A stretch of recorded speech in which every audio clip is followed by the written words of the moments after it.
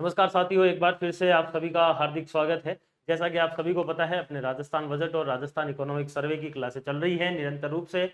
उसी में ही आज अपन जिस क्लास के ऊपर चर्चा करेंगे वो अपने चैप्टर नंबर 2 जो हमने छोड़ रखा था, उसी चैप्टर नंबर 2 के पार्ट 3 के ऊपर अपन चर्चा करने वाले हैं, जो कि आपके कृषि एवं उससे संबंधित क्षेत्र से जुड़ा हुआ है। यानी कि चैप्टर नंबर फर्स्ट अपन ने कर लिया, चैप्टर नंबर सेकंड जो है उसका फर्स्ट पार्ट अपन ने कर लिया था, सेकंड पार्ट अपन ने कर लिया था और ये 2 पार्ट हो गए थे। आज अपन जो है वह तीसरे पार्ट के ऊपर क्या करने वाले हैं, चर्चा करने वाले हैं। आज ये आपका चैप्टर खत्म हो जाएगा। इसमें इकोनॉमिक सर्वे में जो भी बचे हुए आपके पोर्शन है वो हो जाएगा और साथ साथ में जैसा अपन चल रहे हैं, जो आपके लास्ट में अपन देखेंगे कि बजट से जो है वह कृषि के लिए क्या अपडेट है, वो चीजें इसके अंतर्गत अपन देखने वाले हैं। तो शुरू करते हैं अपन अपना जो चैप्टर है। इस चैप्टर में अपने बचा हुआ था वानिकी, तो अपन शुरुआत कहाँ से करेंगे, वानिकी से अपन स्टार्ट करने वाले हैं। वानिकी जो है यह राजस्थान के अंदर क्या इसका वर्तमान समय में क्या क्या आंकड़े हैं वो सारे के सारे अपन देखने वाले हैं। तो देखिए, सबसे पहले वानिकी का मतलब आप सीधा से इतना समझ लीजिए, वन से मतलब है। वानिकी का मतलब है वन, और राजस्थान के अंदर कुल घोषित जो वन क्षेत्र है वो कितना है। तो पहला प्रश्न जो है वह आपको यही पूछा जा सकता है कि राजस्थान के अंदर कुल घोषित वन क्षेत्र यानी कि राजस्थान में टोटल वन क्षेत्र कितना है। तो उसके लिए आपको याद रखना है, पहले ये 32,864 के करीब हुआ करता था, लेकिन अब ये 32,921 वर्ग किलोमीटर हो चुका है। तो ये आपके लिए इंपॉर्टेंट प्रश्न बनता है कि वर्तमान में राजस्थान में कुल घोषित वन क्षेत्र कितना है। 32,921 वर्ग किलोमीटर है। मोस्ट इंपॉर्टेंट प्रश्न है, ध्यान रखना है।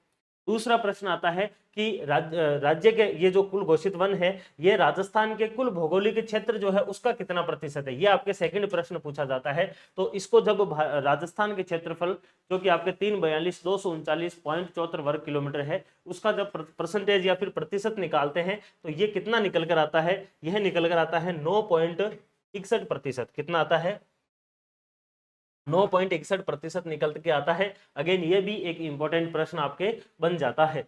उसके बाद में देखिए, जब अपन वन एक दो चीजें आपको मिलेगी, एक मिलता है वन क्षेत्र, एक चीज मिलती है आपको वन आच्छादन। एक तो मिलेगा वन आच्छादन, एक मिलेगा वृक्षावरण। तो वनावरण का मतलब होता है बेसिकली जो कोर वन क्षेत्र है, जैसे कि आपके किसी राष्ट्रीय उद्यान के अंदर है, या फिर आपके पहाड़ियों के वन है, या फिर आपके किसी अभ्यारण्य के अंदर वन है। जबकि एक होता है वृक्षावरण, जो कि आपके सामान्य सिटी के अंदर जो सड़कों के आसपास पेड़ लगे हुए हैं, या फिर छोटे छोटे जो प्राइवेट गार्डन है, गवर्नमेंट के गार्डन है, वो सारे के सारे आते हैं वनावरण के अंदर। तो यहाँ पर एक शब्द लिखा हुआ है, और शब्द क्या लिखा हुआ है आपके सामने कि राज्य के अंदर वन आच्छादित जो क्षेत्र है वो कितना है।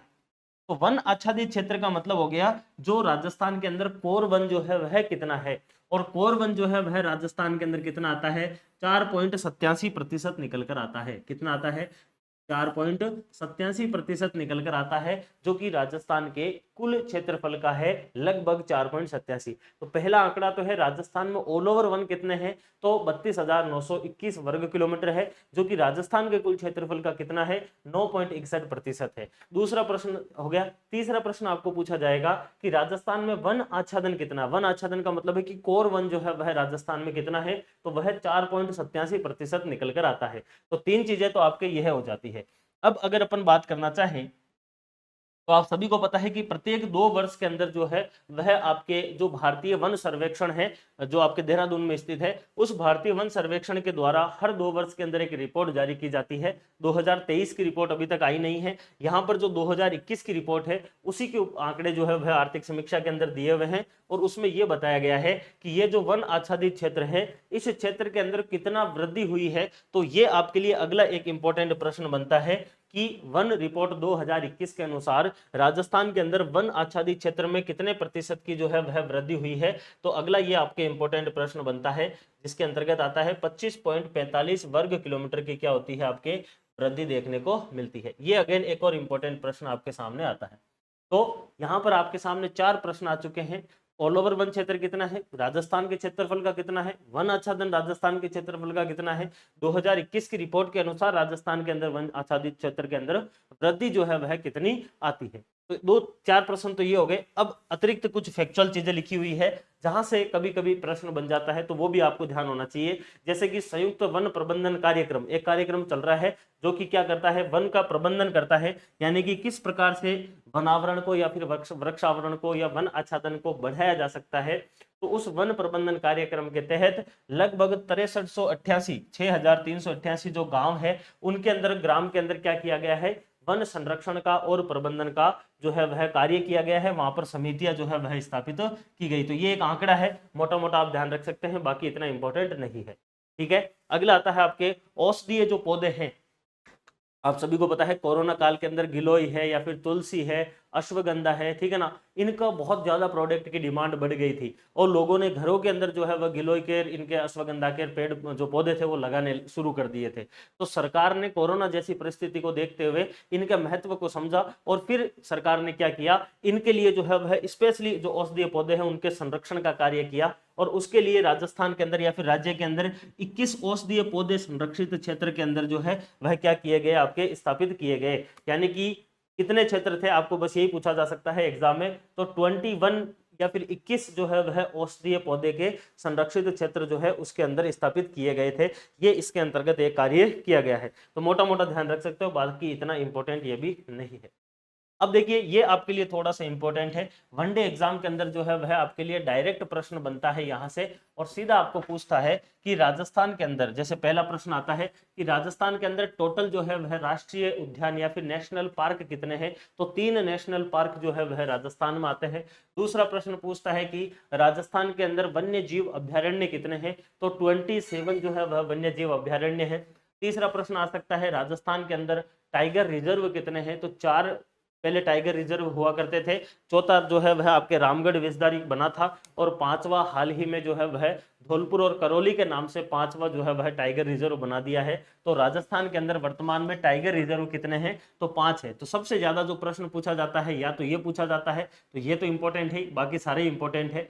अगला आता है आपके राजस्थान के अंदर संरक्षित क्षेत्र कितने हैं, तो आज की तारीख तक राजस्थान में जो आर्थिक समीक्षा के अकॉर्डिंग बताए गए हैं, तो राजस्थान में 36 जो है वह संरक्षित क्षेत्र आते हैं। तो इनमें से सबसे इंपॉर्टेंट जो प्रश्न है वो ये 2 प्रश्न है, 5 टाइगर रिजर्व और 36 संरक्षित क्षेत्र। बाकी कई बार एग्जाम में वन्य जीव अभ्यारण्य भी पूछ लेते हैं, कई एग्जाम के अंदर राष्ट्रीय उद्यान भी पूछ लेते हैं। राष्ट्रीय उद्यान की थोड़ी सी कहानी को समझ लेना है, ये आपके लिए थोड़ी इंपॉर्टेंट है क्योंकि इसके अंदर जो है वह गलती होती है, गड़बड़ होती है। क्या गड़बड़ होती है, कहीं जगह पर यह आपको 5 मिलेगा, कहीं जगह पर यह आपको 3 मिलेगा। तो ध्यान देना है 3 कहां पर है, 5 कहां पर है। राजस्थान की जो सरकार है वो 3 जो है वह नेशनल पार्क मानती है। कितने मानती है, 3 मानती है। एक कौन सा है, रणथंबोर नेशनल पार्क, ठीक है। दूसरा वाला कौन सा मानती है सरकार राजस्थान की, केवलादेव नेशनल पार्क भरतपुर, और ये आपके कहां पर है, रणथंबोर सवाई माधोपुर में। और एक कौन सा आ जाता है आपका, एक आ जाता है Mukundra hills, Mukundra hills national park, जो कि कहां पर है, कोटा और चित्तौड़गढ़ में। तो ये 3 तो मानती है राजस्थान की गवर्नमेंट, ठीक है। लेकिन यहां पर मैंने 5 लिखा है और 5 जो है वह कौन मानती है, यह मानती है आपकी इंडिया गवर्नमेंट। जब भारत सरकार के द्वारा ये वाली रिपोर्ट जारी की जाती है, भारतीय वन सर्वेक्षण रिपोर्ट, तो इस रिपोर्ट के अंदर राजस्थान के अंदर 5 जो है वह नेशनल पार्क बताए जाते हैं। उस 5 में 3 तो ये है ही, और इसमें जो है वह अतिरिक्त 2 और ऐड हो जाते हैं। और इन 2 के अंदर कौन कौन सा आता है, एक तो इसके अंतर्गत जो है वह आता है आपके ये जो सरिस्का है, इसको भी नेशनल पार्क मानता है आपके सेंट्रल गवर्नमेंट, एक तो ये आता है। और दूसरा आता है आपके राष्ट्रीय मरु उद्यान, एनडीपी, नेशनल डेजर्ट पार्क, राष्ट्रीय मरु उद्यान, राष्ट्रीय मरु उद्यान। तो यहां पर आपके सामने मैंने कितने बता दिए हैं, 5 बता दिए हैं। 3 कॉमन है, राजस्थान सरकार इन 3 को ही मानती है, जबकि सेंट्रल गवर्नमेंट 2 अतिरिक्त मानती है। उस 2 में एक सरिस्का आता है और एक आता है राष्ट्रीय मरु उद्यान। सरिस्का अलवर के अंदर है, राष्ट्रीय मरु उद्यान जो है वह जैसलमेर और बाड़मेर के अंदर आता है। राजस्थान सरकार इन दोनों को जो है वह अभ्यारण्य मानती है और यह राजस्थान का अभ्यारण्य है सरिस्का। सरिस्का ए भी एक अभ्यारण्य मानती है राजस्थान सरकार। और वहीं राष्ट्रीय मरु उद्यान जो है यह राजस्थान का सबसे बड़ा जो है वह अभ्यारण्य भी आता है क्षेत्रफल की दृष्टि से। तो ये इसकी कहानी है। तो 3 तो हो गए नेशनल पार्क, 27 हो जाते हैं आपके जो आपके अभ्यारण्य है, 5 हो जाते हैं टाइगर रिजर्व, 36 हो जाते हैं संरक्षित क्षेत्र, और 4 क्या हो जाते हैं आपके बायोलॉजिकल पार्क। बायोलॉजिकल पार्क कितने हैं, 4 है। वैसे पांचवा बायोलॉजिकल पार्क जो कि प्रस्तावित है या फिर ऐसा भी कह सकते हैं जो बन चुका है, लगभग निर्माणाधीन है, उसको कहा जाता है, वो बीकानेर के अंदर है, बीकानेर के अंदर है। पांचवा जो है वह कहां पर है, बीकानेर के अंदर है, जो कि आप कह सकते हैं निर्माणाधीन है।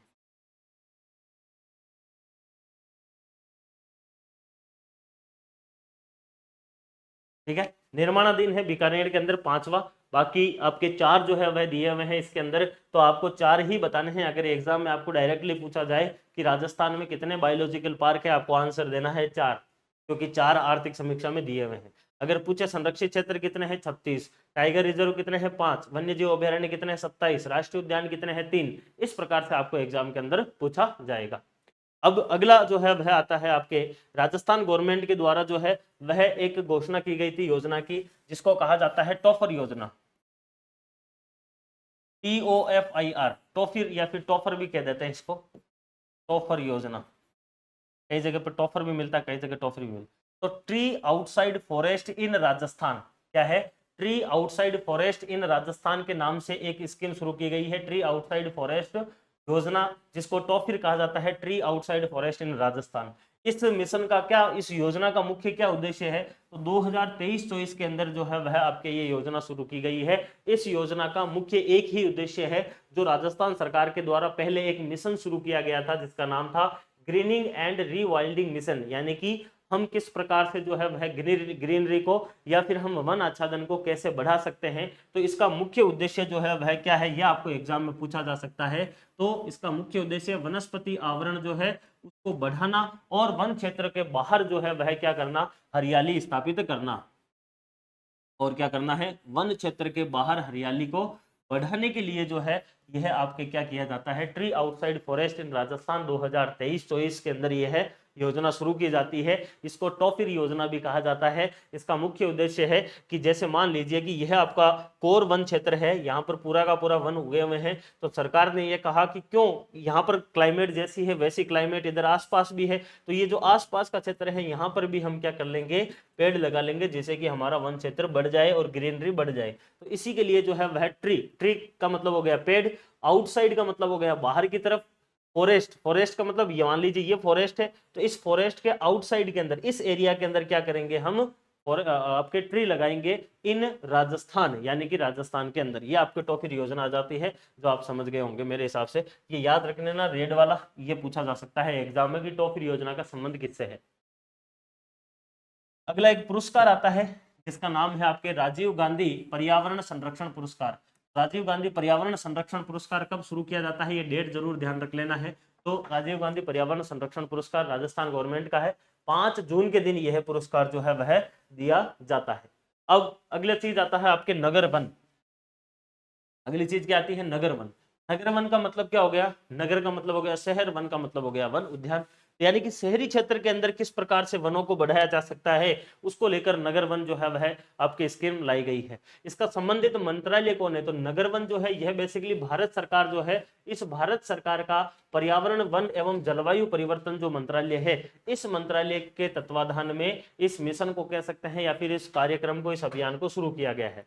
इसका लक्ष्य क्या रखा गया है, इसका लक्ष्य रखा गया है कि हम 200 नगर वन जो है वह विकसित करेंगे। कब करेंगे, हम आने वाले अगले 5 वर्ष के अंदर जो है वह क्या करने वाले हैं, विकसित करने वाले हैं।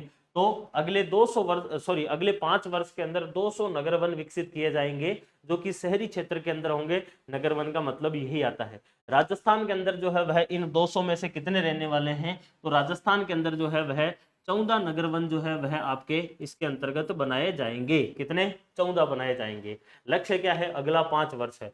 तो विश्व वानिकी उद्यान जो है जयपुर के अंदर है, उसी की तर्ज के ऊपर जोधपुर के अंदर, बीकानेर में, कोटा में, उदयपुर, भरतपुर, अजमेर के अंदर क्या बनाए जाएंगे, बॉटनिकल गार्डन जो है वो भी विकसित किए जाने वाले हैं। ये अतिरिक्त फैक्चुअल चीज है। तो आपके लिए इस स्लाइड में से कौन कौन से प्रश्न बन सकते हैं। पहला प्रश्न कि राजीव गांधी जो आपके पर्यावरण संरक्षण पुरस्कार, ये कब दिया जाता है, 5 जून को दिया जाता है। उसके अलावा दूसरा प्रश्न है कि राजस्थान के अंदर नगर वन जो है वो कितने बनाए जाएंगे, तो राजस्थान के अंदर 14 नगर वन जो है वह प्रस्तावित है या प्रगति पर है।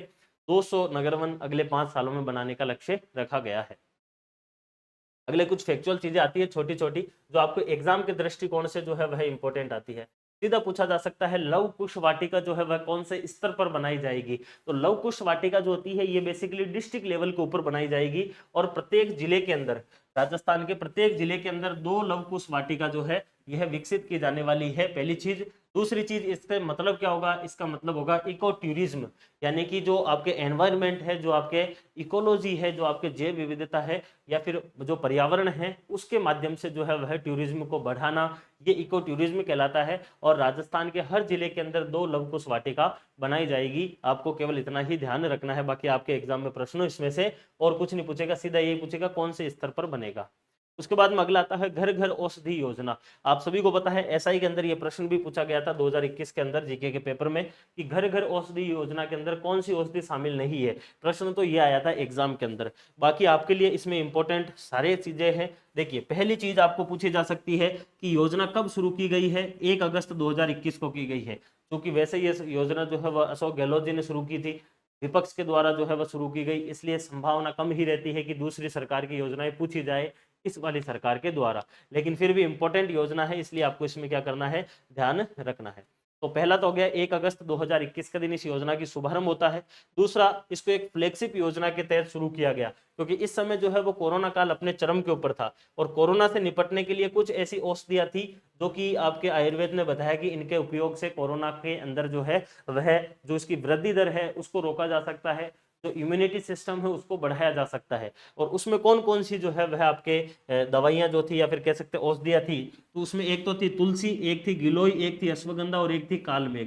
तो सरकार ने क्या किया, इन चारों को ही जो है वह फ्लैगशिप योजना, फ्लैगशिप का मतलब हो जाता है बहुत फास्टली जो है इसके मॉनिटरिंग किया जाता है, फ्लैगशिप योजना को पूरी तरह से मॉनिटर करके, और फिर उसके मूल्यांकन किया जाता है कि हमने ये टारगेट रखा था, ये कहाँ तक पहुंचा है, अगले महीने में क्या टारगेट होने वाला है। तो पूरी तरह से जो है वह मॉनिटर करके और चलाई गई स्कीम को कहा जाता है फ्लैगशिप स्कीम। तो घर घर औषधि योजना फ्लैगशिप स्कीम के तहत 1 अगस्त 2021 को शुरू किया गया था। इसको 4 इसके अंदर जो है वह औषधियां रखी गई थी। सरकार ने क्या कहा, सरकार ने कहा कि हम प्रत्येक जो आपके परिवार है, बेसिकली गवर्नमेंट स्कूल के थ्रू इसको चलाया गया था, और ये कहा था कि प्रत्येक परिवार को हम प्रत्येक ये वाली जो औषधियां हैं, प्रत्येक औषधि के 2-2 पौधे जो है वो हम देने वाले हैं। हर औषधि के कितने पौधे देंगे, 2-2 देंगे। जैसे कि 2 तुलसी के हो गए, 2 गिलोय के हो गए, 2 अश्वगंधा के हो गए, 2 कालमेघ के हो गए। तो 2-2-2 और 2, यानी कि कितने हो गए टोटल 8। तो इसमें टोटल पौधे तो कितने दिए जाएंगे, 8 पौधे दिए जाएंगे, प्रत्येक प्रजाति के 2-2 पौधे दिए जाएंगे। इस प्रकार से टोटल 8 पौधे दिए जाएंगे। ये 4 इसके अंतर्गत जो है वह औषधियां शामिल है। ये एसआई के अंदर प्रश्न पूछा गया था कि कौन सी औषधि शामिल नहीं है, एक दूसरी दी हुई थी और बाकी 3 यह थी। ठीक है, तो इंपॉर्टेंट एक योजना है, तो मेरे हिसाब से आपको क्या करना चाहिए, थोड़ा सा इसके ऊपर नजर रखनी चाहिए। तो ये आपके लिए थोड़ी सी इंपॉर्टेंट योजना आ जाती है। लव कुश वाटिका में ये चीज इंपॉर्टेंट है, थोड़ा सा ध्यान दे लें। अगला आता है राजस्थान जैव विविधता बोर्ड। राजस्थान राज्य जैव विविधता बोर्ड, और जैव विविधता जो बोर्ड है ये मोस्ट इंपोर्टेंट है, ये एग्जाम के अंदर कई बार पूछा हुआ है। और जैव विविधता बोर्ड का केवल एक ही प्रश्न आता है कि राजस्थान के अंदर जैव विविधता जो बोर्ड है इसकी स्थापना कब की गई थी। तो इसको जो है वह अधिसूचित कब किया जाता है, 2010 के अंदर जो है वह इसको अधिसूचित किया जाता है। पहली इसमें इंपॉर्टेंट प्रश्न जो है वो यही है। बाकी जैव विविधता अधिनियम 2002 का है, सेंट्रल गवर्नमेंट का, और उसी अधिनियम की धारा जो है 163(1), उसके तहत जो है वह जैव विविधता बोर्ड जो है वो बनाया जाता है। राजस्थान के अंदर जैव विविधता जो नियम है वो 2010 के अंदर बनाया गया था, और साथ साथ में राजस्थान के अंदर जैव विविधता जो बोर्ड है इसकी स्थापना कहाँ पर की जाती है, जयपुर के अंदर की जाती है। कब की जाती है, 2010 के अंदर इसकी स्थापना की जाती है। 2010 के अंदर राजस्थान राज्य जैव विविधता बोर्ड जो है वह आपके बनाया जाता है। ठीक है, इसको हटा दो। नियम जो है वो 2010 का है, 2010 के अंदर ही जो है वह आपके जयपुर के अंदर क्या बनाया गया था, जैव विविधता बोर्ड की स्थापना की गई थी एक्ट की धारा 163(1) के तहत। ठीक है, तो इसमें इंपॉर्टेंट वो डेट ज्यादा है, वो थोड़ा सा ध्यान दे लें। अगला आता है ई वेस्ट प्रबंधन। ई का मतलब होता है इलेक्ट्रॉनिक, वेस्ट का मतलब होता है कचरा, और प्रबंधन का मतलब हो गया मैनेज उसको करना। तो ई का मतलब हो गया इलेक्ट्रॉनिक। जैसे कि भाई इलेक्ट्रॉनिक जितने की जितनी वस्तुएं हैं, इलेक्ट्रॉनिक में सारी चीज आती है, चाहे मोबाइल है, चाहे कंप्यूटर है, चाहे लैपटॉप है, चाहे फोन है, कुछ भी हो, इलेक्ट्रॉनिक जो भी है, इलेक्ट्रॉनिक जो वेस्ट यानी कि इलेक्ट्रॉनिक जो कचरा, मान लो आपके कंप्यूटर काम में आ गया, फॉर एग्जाम्पल आपके फोन के ऊपर से गाड़ी निकल गई, अब वो फोन सही नहीं हो सकता, तो सही नहीं हो सकता उस कंडीशन में जो चीज पीछे बची है वो ई वेस्ट कहलाती है। जैसे मान लो आपका लैपटॉप है, पूरी तरह से खराब हो गया है, उसमें पानी में डूब गया है, पूरी तरह से खत्म है, वो अब सही नहीं हो सकता, उस कंडीशन में उस लैपटॉप को अपन किस क्या कहेंगे, ई वेस्ट कहेंगे, इलेक्ट्रॉनिक वेस्ट कहेंगे। तो ई वेस्ट प्रबंधन का मतलब हो गया कि इस प्रकार का जो भी आपके कचरा है इसका मैनेजमेंट राजस्थान गवर्नमेंट कैसे करेगी, इसका उल्लेख जो है वह किसमें किया हुआ है, आपके इसके अंतर्गत किया हुआ है, जो आपके इकोनॉमिक सर्वे है इसमें बताया गया है। तो इसके लिए सरकार के द्वारा जो है वो एक नीति लाई गई है। तो आपके वन डे एग्जाम के लिए तो ये नीति मोस्ट इंपोर्टेंट हो जाती है। नीति कौन सी है, ई वेस्ट प्रबंधन नीति 2023। तो पहला प्रश्न यहीं से बनता है कि राजस्थान सरकार के द्वारा ई वेस्ट प्रबंधन के लिए जो आपकी नीति है वो कब लाई गई है, तो वह नीति लाई गई है आपके 2023 के अंदर। दूसरा, इसका जो है वह इस प्रबंधन के लिए क्रियान्वयन किस प्रकार से किया जाएगा, तो इसके अंदर एक राज्य स्तरीय कमेटी बनाई जाएगी जो कि स्टेट लेवल पर होगी, जो इसको पूरी तरह से क्या करेगी, मॉनिटर करेगी। साथ साथ में पर्यावरण एवं जलवायु परिवर्तन जो विभाग है राजस्थान का, वो राज्य के अंदर जो है वो जलवायु परिवर्तन जो नीति है 2023 उसको क्या करेगा, पूरी तरह से इसके तहत जो है वह क्या करने वाला है, लागू करने वाला है। तो अगला प्रश्न जो है वह आपके इसके अंतर्गत इंपॉर्टेंट कौन सा बन जाता है, वो बन जाता है आपके जलवायु परिवर्तन जो आपकी नीति है। कौन सा, जलवायु परिवर्तन जो आपके नीति है, जलवायु परिवर्तन नीति कब की है, ये नीति है आपके 2023 की। तो अगेन ये वाला अगला प्रश्न आपके लिए इंपॉर्टेंट बन जाता है। तो दो प्रश्न, दो नीतियां इसके अंदर बताई गई है। पहली नीति कौन सी है, ई वेस्ट प्रबंधन नीति 2023, दूसरी है जलवायु परिवर्तन नीति 2023।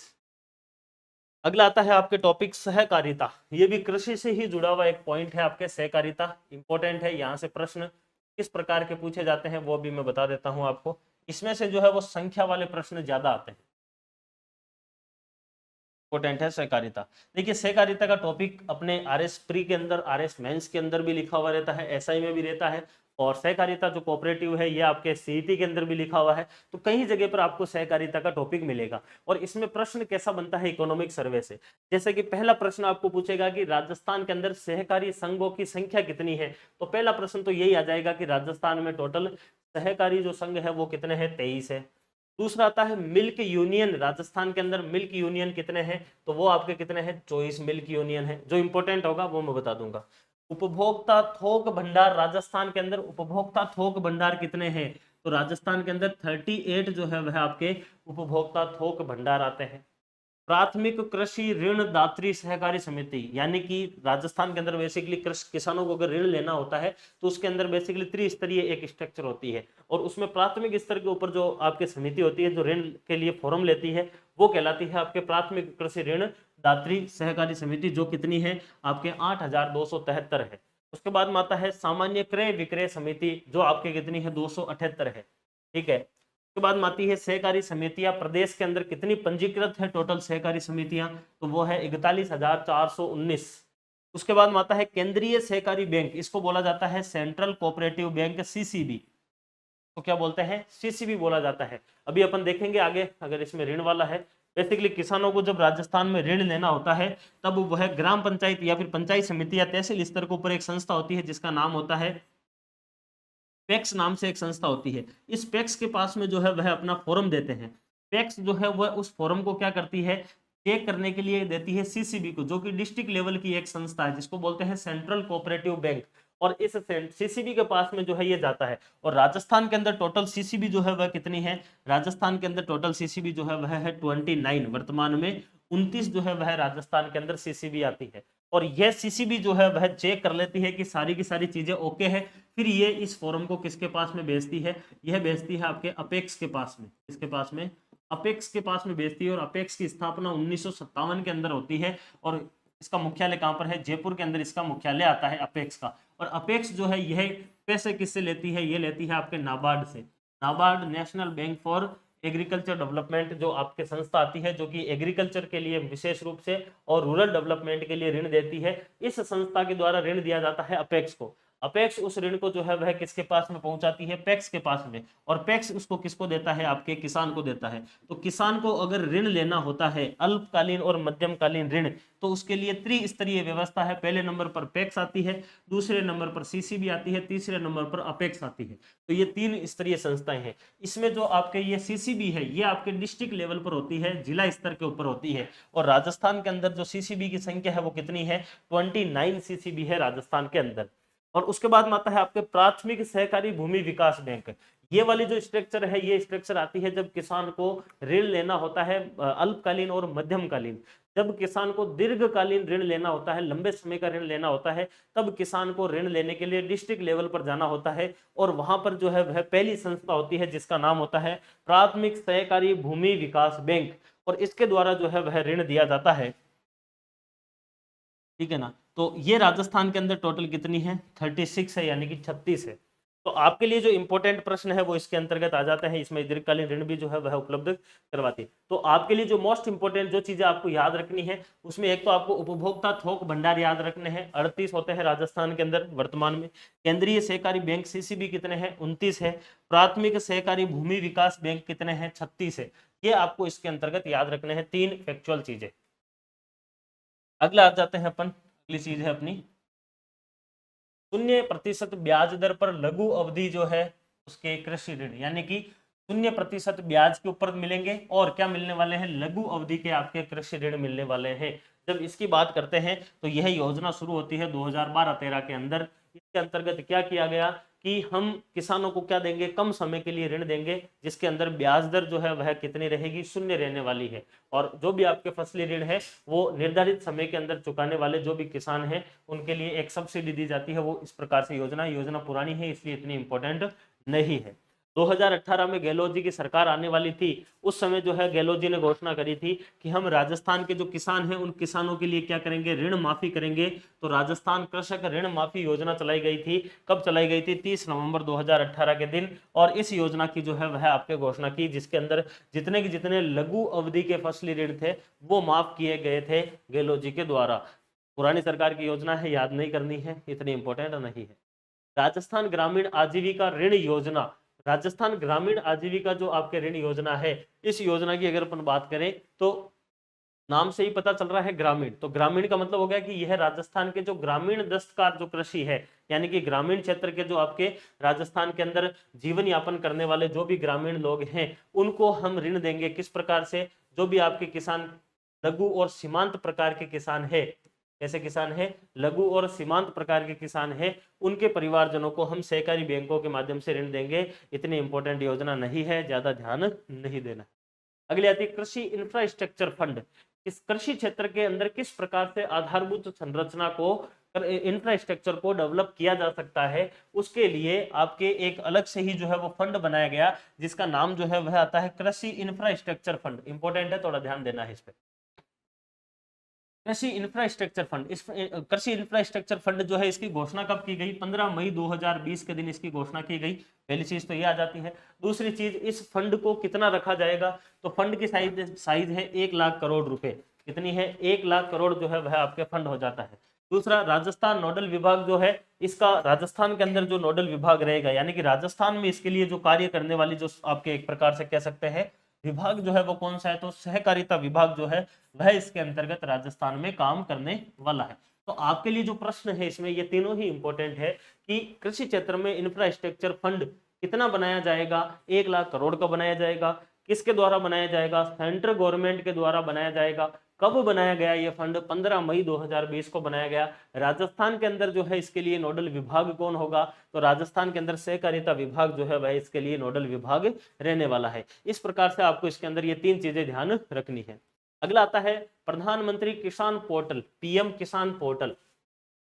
देखिए राजस्थान के अंदर एक पोर्टल शुरू किया गया था, अभी अपन पढ़ने वाले हैं, आगे एक पोर्टल आएगा जो कि आपके किस कृषि क्षेत्र से ही जुड़ा हुआ जो है वो पोर्टल आता है। उसी की तर्ज के ऊपर जो है वह राजस्थान के अंदर भी एक पोर्टल शुरू किया गया, अभी अपन देखेंगे। देखिए राजस्थान सरकार का जो सूचना एवं प्रौद्योगिकी विभाग है, जिसकी स्थापना 1983 के अंदर होती है, एवं प्रौद्योगिकी विभाग की स्थापना कब होती है, 1983 के अंदर।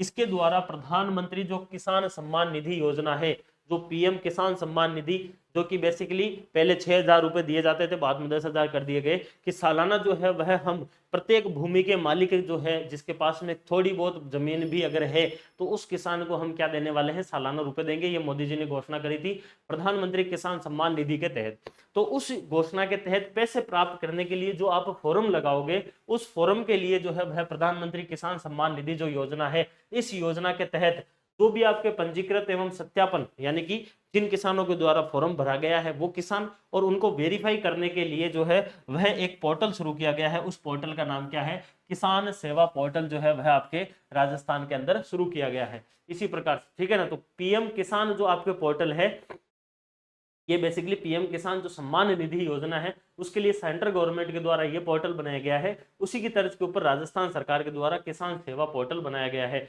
तो इतना ज़्यादा इंपॉर्टेंट नहीं है, ज़्यादा इसका लोड नहीं लेना है, थोड़ा सा ध्यान दे लेना है, ताकि आपको पूछ सकते हैं कि भाई किस विभाग के द्वारा क्या बनाया गया है। अगला आता है सहकारी उपभोक्ता संरचना। राजस्थान के अंदर जो है वह सहकारी जो आपके क्षेत्र है, उसके सहकारी क्षेत्र के अंदर किस प्रकार से जो है वह स्ट्रक्चर है, तो उसको आप थोड़ा सा देखिए। उसमें कुछ चीजें जो है वह आपकी डिटेल में लिखी गई है, जैसे कि उपभोक्ता जो भी है, उन उपभोक्ताओं को कालाबाजारी और बाजार में कृत्रिम जो अभाव है उससे बचाने के लिए क्या किया जाएगा।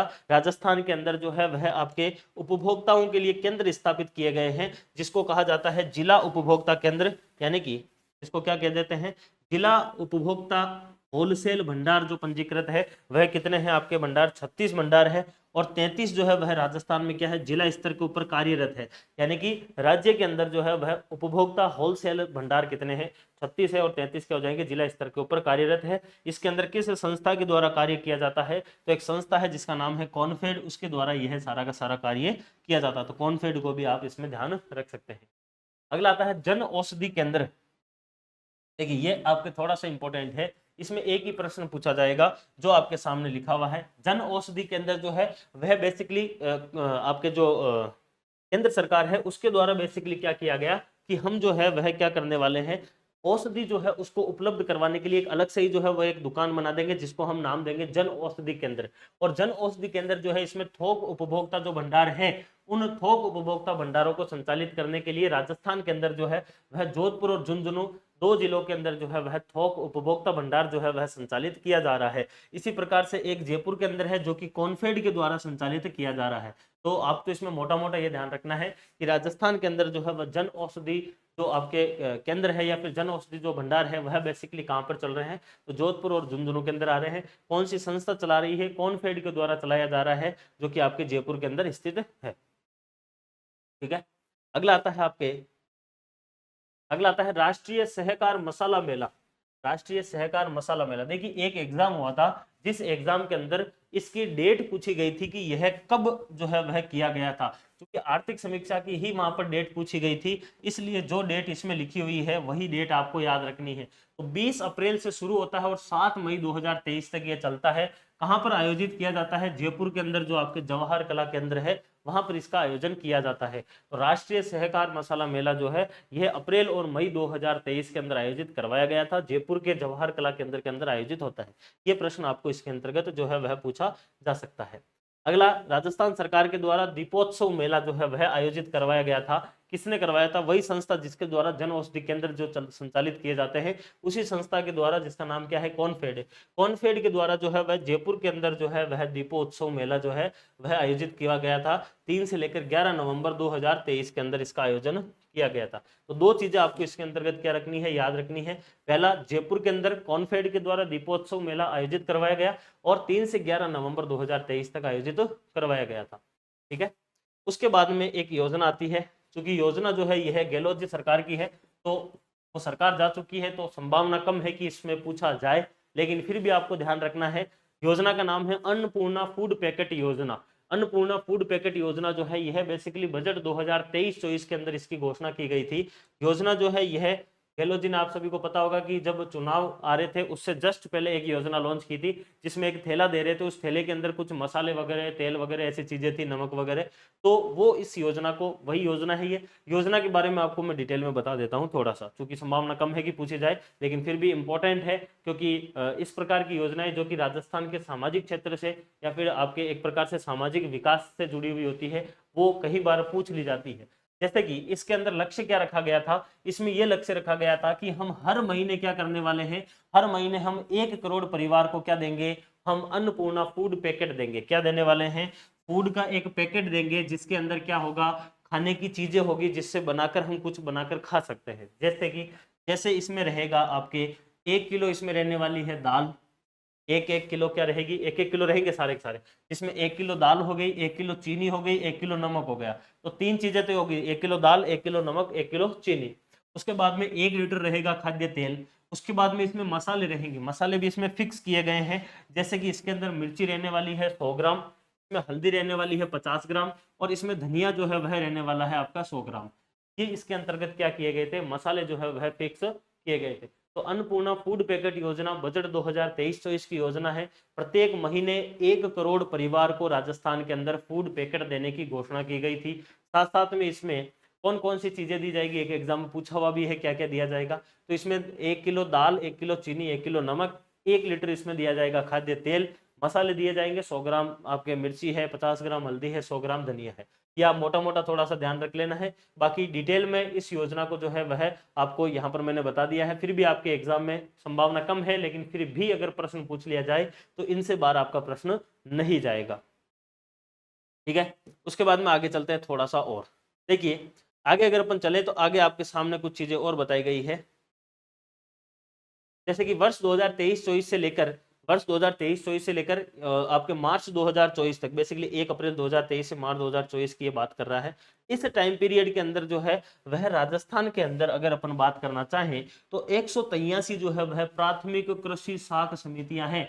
कब तक की बात हो रही है, ये मार्च 2024 तक की बात हो रही है, मार्च 2024 तक की बात हो रही है। इस टाइम पीरियड तक राजस्थान के अंदर 183 तो क्या है आपके प्राथमिक कृषि साख समितियां हैं। 33 क्या है राजस्थान में आदिवासी बहुउद्देशीय समितियां हैं। इसके अलावा 99 क्या है राजस्थान में महिला बहुउद्देशीय समितियां हैं, जिनके लिए इसके अंतर्गत अनुमति प्रदान की गई है। तो आपको तो मोटा मोटा क्या ध्यान रखना है, यह आपकी योजना है, इस योजना में ये चीजें होने वाली है। मार्च 2024 तक इस योजना के तहत राजस्थान के अंदर इस प्रकार की समितियां बनाई गई है, जिसमें ये इतनी इतनी है। ये संभावना कम है कि पूछा जाए, फिर भी थोड़ा सा ध्यान रख लेना। अगला आता है राज्य सहकार पोर्टल।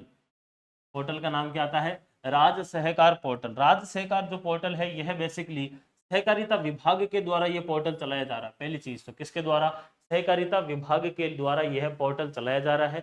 पोर्टल के माध्यम से क्या किया जाएगा, तो जो विभिन्न योजनाएं हैं उन योजनाओं की क्या दी जाएगी, जानकारी दी जाएगी इसके अंतर्गत। तो ये आपके इतना सा पोर्टल है। 2 नंबर में आरएस मेंस में अगर पूछ ले तो वो भी आप इसके अंतर्गत लिख सकते हैं। अच्छा, मेंस का आज प्रश्न नहीं दिया था, ठीक है, प्रश्न सारे के सारे फैक्चुअल ही है। संभावना कम है कि इसमें से कोई मेंस लाइक प्रश्न आया नहीं है। आपको तो यहाँ से मैं मेंस का एक प्रश्न दे देता हूँ। राज्य सहकार पोर्टल, इसको आप लिख सकते हैं आरएस, 15 शब्दों में आप इसको लिख सकते हैं। ठीक है, स्वरोजगार क्रेडिट कार्ड योजना। देखिए स्वरोजगार का मतलब हो गया, देख इससे पहले ये समझो क्रेडिट कार्ड का मतलब क्या है। क्रेडिट कार्ड एक ऐसा कार्ड होता है जिससे आप चाहो उतने पैसे, चाहो उतने जितना, मतलब उस कार्ड की लिमिट जितनी है उतने पैसे आप ले सकते हो बिना किसी चीज के, लेकिन उसको एक निश्चित समय, जैसे 1 महीने के अंदर अंदर वो पैसा वापस चुकाना होता है। अगर नहीं चुकाते हो तो फिर आपके जो है वह उसके ऊपर पैसे पर ब्याज शुरू हो जाता है। उसको बोलते हैं क्रेडिट कार्ड, यानी कि जब भी 5,000 चाहे निकाल लिए और वापस डाल दिए 1 महीने के अंदर अंदर, उसको बोलते हैं क्रेडिट कार्ड। तो स्वरोजगार क्रेडिट कार्ड योजना बेसिकली क्रेडिट कार्ड, ऐसा कार्ड जिसमें आपको पैसे मिलेंगे और वापस आपको फिक्स टाइम में डालने हैं। इसलिए स्वरोजगार के लिए जो है आपको सरकार पैसे देगी क्रेडिट कार्ड की तरह, और उसमें सरकार के द्वारा जो है वह कितना ऋण दिया जाएगा बेसिकली ये इंपॉर्टेंट है, और किस कार्य के लिए दिया जाएगा। तो कार्य तो होना चाहिए आपके गैर कृषि, यानी कि गैर कृषि के जो भी आपकी गतिविधियां हैं उन गतिविधियों के लिए पैसा मिलेगा, पहली चीज। दूसरी चीज कितना रुपया मिलेगा, तो 50,000 का जो है वह आपको इसमें रुपए मिलेंगे। और जो मैं आपको बता रहा था कि 1 महीने के अंदर अंदर वापस चुकाना है, वो जो अवधि है वो आपकी 5 साल है। यानी कि सरकार जो है वह स्वरोजगार जो क्रेडिट कार्ड योजना है, इस स्वरोजगार क्रेडिट कार्ड योजना के तहत आपसे जो है वह आप सभी को 50,000 रुपए दे सकती है। अगर आप खुद का रोजगार अगर स्थापित करना चाहते हो तो उस 50,000 को आप अगर 5 साल की अवधि में भी वापिस चुकाओगे तो एक भी रुपए आपका अलग से जो है वह नहीं लगने वाला है। ये इस योजना के अंतर्गत शामिल होता है। अगला आता है सहकारी किसान कल्याण योजना। सहकारी क्षेत्र की योजना है जिसके अंतर्गत किसानों के कल्याण के लिए क्या कार्य किया जाएगा।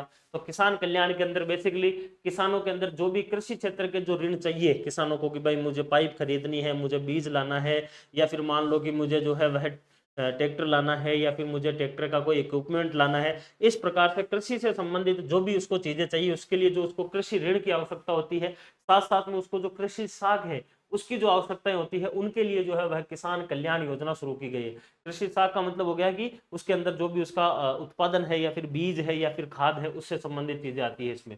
तो उसके लिए केंद्रीय जो सहकारी बैंक है, सेंट्रल कोऑपरेटिव बैंक है, जो सीसीबी जिसकी मैंने बात करी थी, उस सीसीबी सेंट्रल कोऑपरेटिव बैंक जो कि डिस्ट्रिक्ट लेवल पर होती है, और राजस्थान के अंदर जो है वह सीसीबी की संख्या कितनी है वो मैंने आपको अभी अभी बताई थी कि राजस्थान में सीसीबी 29 है। तो 29 जो सीसीबी है, इन सीसीबी के द्वारा जो है वह कृषि क्षेत्र के अंदर अगर कोई कार्य है, आवश्यकता है, तो उसके लिए या कृषि साख के लिए ऋण देती है। कितने रुपए का ऋण देती है? ये देती है आपके 10 लाख रुपए तक का ऋण जो है वह दे सकती है। तो इसके अंतर्गत अपने को यह चीज याद रखनी है। दो चीजें इसमें हो जाती है। पहली चीज, ऋण देगी कौन? सीसीबी देगी, सेंट्रल कोऑपरेटिव बैंक, जो कि 29 है डिस्ट्रिक्ट लेवल पर। कितना ऋण दे सकती है? 10 लाख रुपए तक का इसमें ऋण दे सकती है। अगला था कृषि उपज रहन ऋण योजना।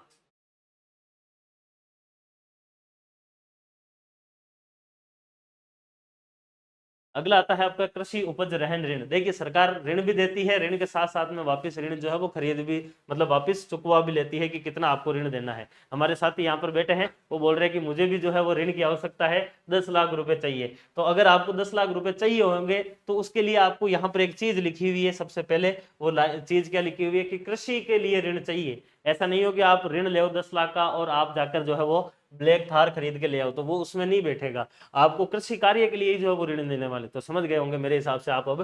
तो कृषि कार्य के लिए आपको 10 लाख रुपए का जो है वह ऋण इसमें मिलने वाला है। ठीक है। कृषि उपज, कृषि क्षेत्र के अंदर जो भी आपकी उपज है जिसके लिए जो आपने ऋण लिया है, किसान की बात हो रही है, उसके उस ऋण की जो है वह रहन का मतलब है उसको उसके अंदर कुछ छूट मिले, कुछ राहत मिले, उसके लिए जो है वह सरकार के द्वारा 3% ब्याज दर के ऊपर जो है वह ऋण उपलब्ध करवाने की जो है वह इसके अंतर्गत क्या की गई है? घोषणा की गई है। तो वो आपके एक अतिरिक्त योजना आ जाती है। ये इतनी इंपॉर्टेंट नहीं है, इस योजना को थोड़ा सा आप ध्यान रख लेना है। किसान कल्याण योजना, किसान कल्याण योजना जिसके अंतर्गत 10 लाख रुपए तक का ऋण जो है वह आपके सीसीबी के द्वारा दिया जाएगा। अगला आता है अर्बन सहकारी जो आपके बैंक है, यानी कि आपके अर्बन कोऑपरेटिव बैंक जो आती है। राजस्थान के अंदर अर्बन कोऑपरेटिव बैंक की संख्या कितनी है? तो 41 है। राजस्थान के अंदर अर्बन कोऑपरेटिव बैंक जो है यह कितनी है? तो 41 जो है वह हमारे अर्बन कोऑपरेटिव बैंक आती है। और इन 41 के अंदर से जो है वह 30 कार्यरत और 7 जो है वह आपके क्या हो गई है? समापन की अवधि पर हो गया, 37 हो गई, और 4 जो है वह आपके प्रस्तावित है। तो इस प्रकार से जो है यह आपके संस्थाएं इसके अंतर्गत आती है। कौन सी? Urban cooperative bank. संभावना है कि पूछ ले आपको अगर आंकड़ा का प्रश्न आता है तो। अगला आता है सहकारी विपणन संरचना। सहकारी विपणन संरचना का मतलब हो गया कि कोऑपरेटिव क्षेत्र का अगर कोई भी माल है उस माल को कैसे बेचा जाएगा। विपणन का मतलब होता है मार्केटिंग, यानी कि उसको किस प्रकार से जो है वह पैक करके उसको बेचा जाएगा। उस विपणन के लिए जो है वह क्या आपके पास में स्ट्रक्चर है बेचने की, तो उसके लिए इसके अंतर्गत चीज आती है जिसमें 278 क्रय विक्रय और आपके क्रय विक्रय तथा आपके फल वगैरह जो है क्रय विक्रय और आपके तथा फल सब्जी विपणन जो भी आपके सहकारी समितियां हैं वो राजस्थान के अंदर कार्यरत है। कितनी है? 278 ऐसी क्रय विक्रय समितियां हैं जो कि राजस्थान के अंदर फल सब्जियों के लिए इनके लिए काम करती है। राजस्थान के अंदर जो है, जो मैं आपको बता ही रहा था, राजस्थान के अंदर जो सबसे बड़ी संस्था है वो कौन सी है? आपके अपेक्स आती है, और एक कौन सी आती है? आपके राजफेड आती है। तो राजफेड और अपेक्स ये दो ऐसी संस्थाएं हैं जो राजस्थान के अंदर किस में काम करती है? कोऑपरेटिव स्तर के ऊपर। कोऑपरेटिव क्षेत्र के अंदर जो है वह सबसे बड़ी संस्थाएं जो है वह दो है। यहाँ पर शायद टाइपिंग मिस्टेक है। सबसे बड़ी जो है वह आपके दो संस्थाएं हैं, अपेक्स और राजफेड जो है वह कार्यरत करती है। तो आप ऐसे रख लेना। राज्य स्तर के ऊपर जो है वह अपेक्स और जो आपके राजफेड है, ये दोनों दोनों, तो राजफेड जो है इसका पूरा का पूरा काम जो है वह कृषि से संबंधित है। ये कृषि के अंदर जो है वह काम करती है, विपणन का काम करती है, बेसिकली कृषि के अंदर किसका, विपणन का काम करती है कृषि क्षेत्र के अंदर। जबकि जो आपके अपेक्स है यह बेसिकली ऋण का काम करती है। राजस्थान के अंदर ऋण की जो है वह सबसे बड़ी संस्था जो है वह कौन सी है, अपेक्स है, जो मैंने आपको अभी पहले ही बताया था। ठीक है, तो अपेक्स 1957 में जयपुर में स्थापित होती है, राजफेड ये भी 1957 में जयपुर में स्थापित होती है। ये विपणन का कार्य करती है, ये ऋण का काम करती है। ये राजस्थान के अंदर विपणन की संरचना आ जाती है।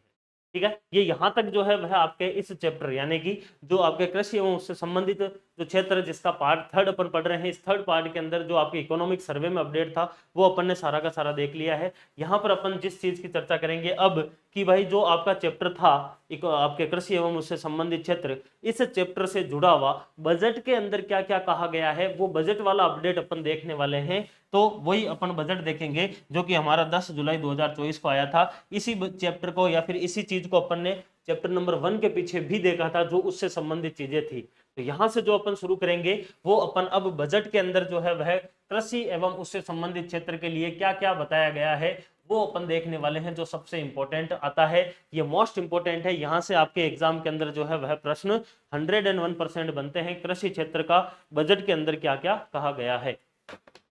तो इसमें अब अपन बात करते हैं कि सरकार के द्वारा बेसिकली पहले क्या हो रहा था कि जब अशोक गहलोत जी थे तो उनके द्वारा कृषि बजट जो था वो उसको अलग से लेके आए थे, वो जो आपके आम बजट था उससे।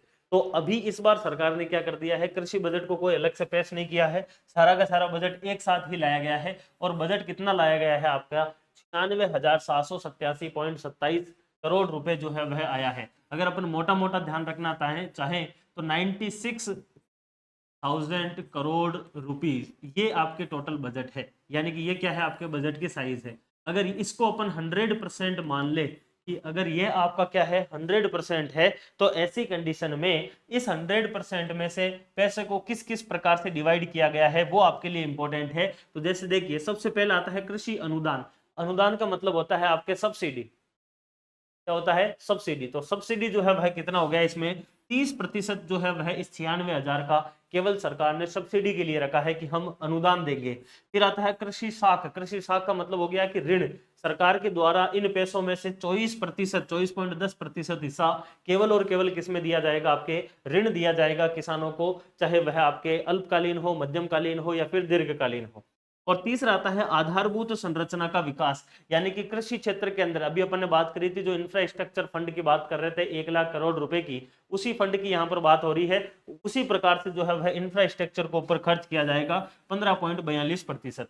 अगर अब देखो सरकार के द्वारा 30 और 24 यानी कि 54% हिस्सा केवल और केवल फोकट में ही जो है वह खर्च किया जा रहा है, चाहे वो ऋण दिया जा रहा हो चाहे सब्सिडी दी जा रही हो। अगर इस 54% के हिस्से को अगर खर्च किया जाए किस पे, आधारभूत संरचना पर, इंफ्रास्ट्रक्चर पर, तो अभी तो मान लीजिए कि थोड़ी सी जो है वह आपके समस्या होगी किसानों को, लेकिन आने वाले समय के अंदर क्या हो जाएगा कि किसानों के लिए जो है वह आधारभूत संरचना अगर विकसित हो जाएगी तो उनको फिर ऋण की आवश्यकता ही नहीं पड़ेगी और एक विकसित राजस्थान और विकसित भारत की स्थापना हो सकती है। अगर अपन बात करें तो अब देखिए बेसिकली ये तो क्या हो गया कि टोटल जो है वह बजट कितना रखा गया है कृषि के लिए सरकार के द्वारा, वो हो गया 96,000 करोड़ रुपीस हो गया टोटल।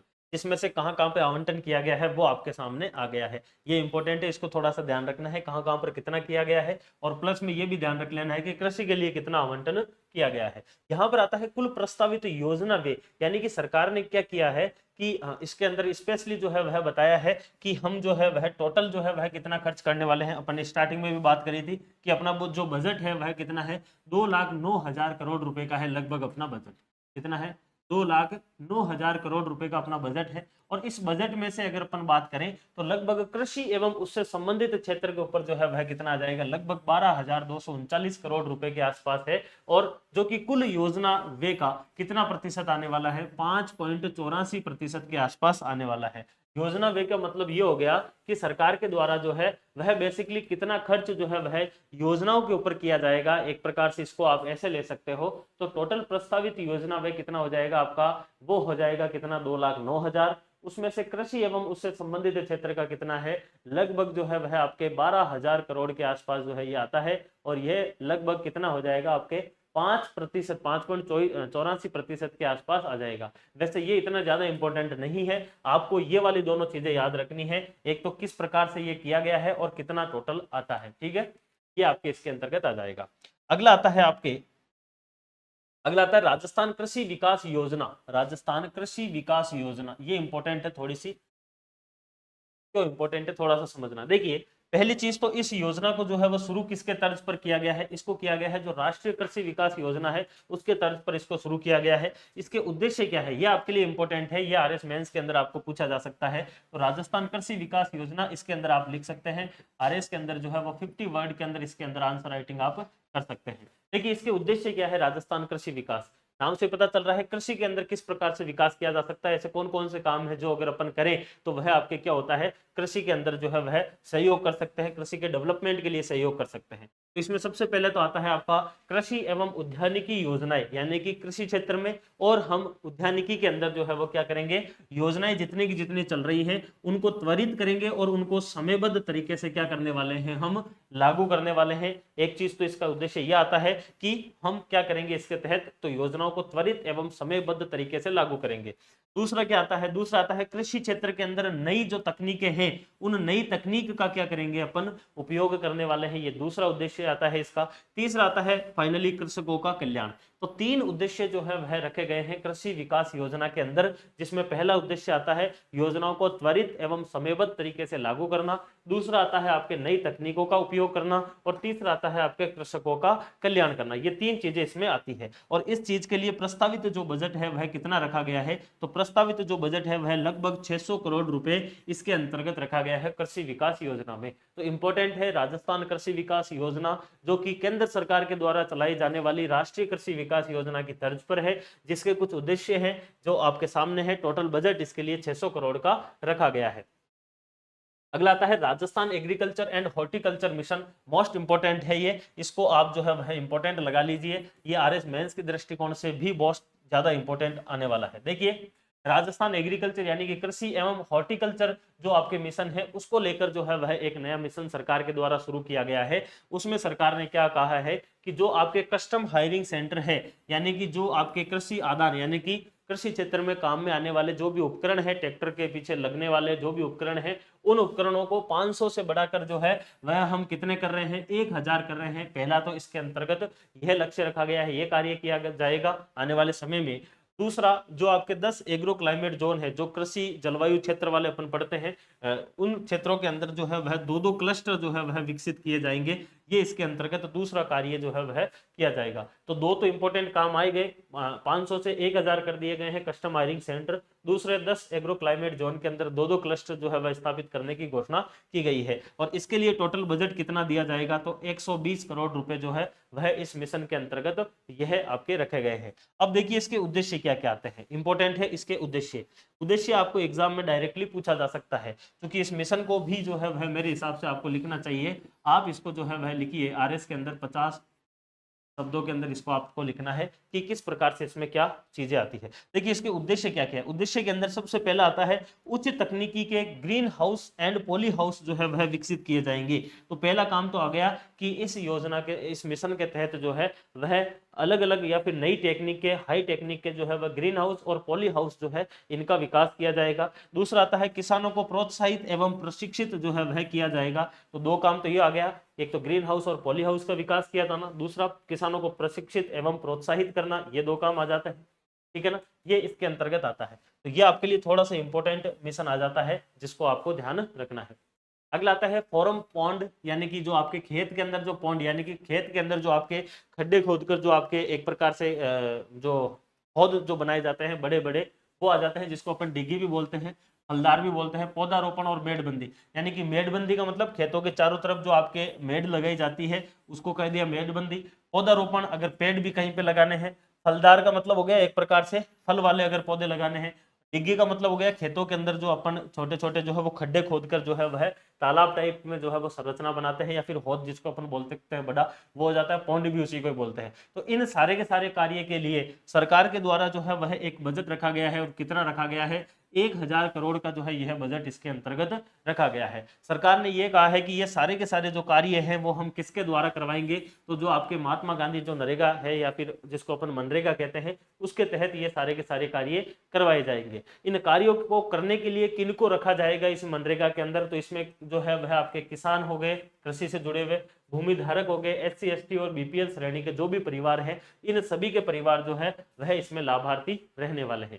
1000 करोड़ का इसके लिए बजट रखा गया है।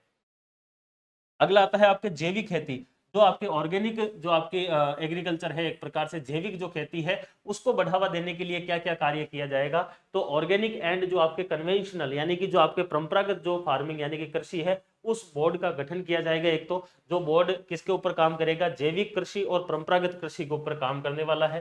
ठीक है, पहला तो ये आ जाता है। दूसरा आ जाता है इसके अंतर्गत इसका उद्देश्य। देखिए इसका उद्देश्य क्या है, इसका उद्देश्य है कृषक सहायता और आपके प्रशिक्षण, कृषक सहायता और आपके प्रशिक्षण, ये इसके अंतर्गत मुख्य इसका उद्देश्य रखा गया है कि हम जैविक खेती को बढ़ावा देने के लिए क्या काम करेंगे, हम कृषक सहायता यानी कि किसानों को सहायता देंगे और उनको प्रशिक्षित करेंगे कार्यों के लिए, किसके अंदर, जैविक खेती के अंदर। फिर अगला आता है जैविक जो भी उत्पाद है यानी कि जो भी आपके उत्पाद बनकर आएंगे जैविक, उन उत्पादों के प्रमाणीकरण यानी कि उसको एक प्रकार से हम सत्यापन करेंगे। उसको करने के लिए क्या रखा जाएगा, जिला स्तर के ऊपर क्या बनाई जाएगी, जिला स्तर के ऊपर क्या बनाई जाएगी, एक यूनिट बनाई जाएगी या फिर आपके लैब्स जो है वो लैब स्थापित की जाएगी, प्रयोगशाला स्थापित की जाएगी।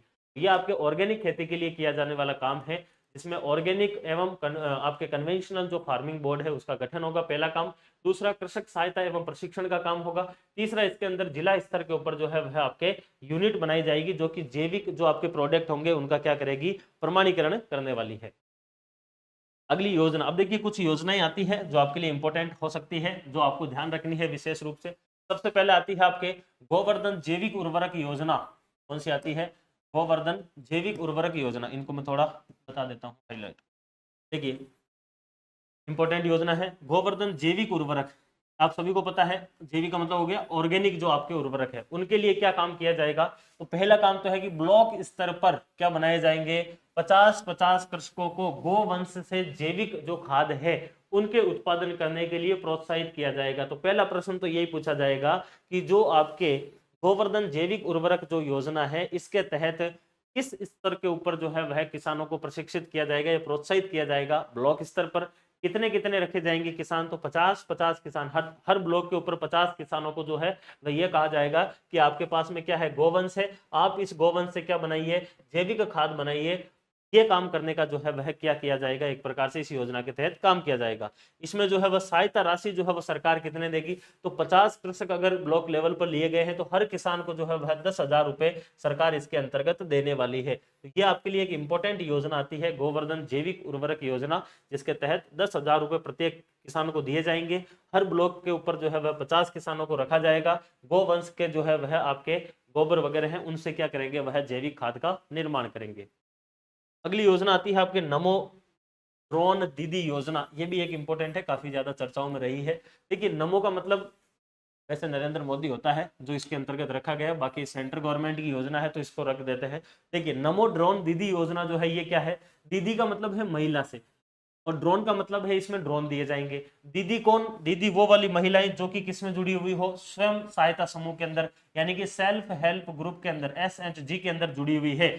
ऐसी 1000 महिलाओं का चयन किया जाएगा। कितनी का, 1000 ऐसी महिलाओं का चयन करेंगे जो कि स्वयं सहायता समूह के अंदर जुड़ी हुई है और उन महिलाओं को कृषि कार्य के लिए, इंपॉर्टेंट है कि कार्य कौन सा होना चाहिए, कृषि का कार्य ही होना चाहिए। उन कृषि के कार्य के लिए उनको क्या किया जाएगा, ड्रोन जो है उनको खरीदने के अंदर क्या की जाएगी, सहायता की जाएगी।